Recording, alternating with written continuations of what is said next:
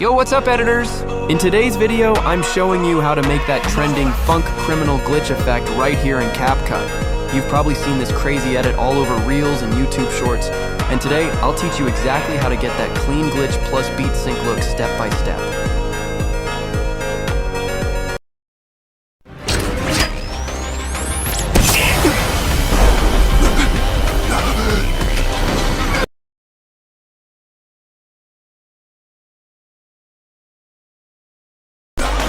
Breathe it in.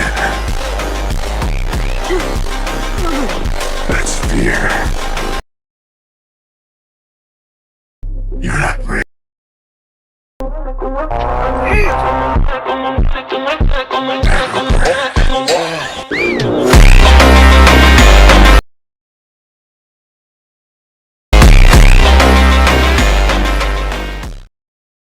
So grab your clips, open Capcut, and let's make your edits look insane.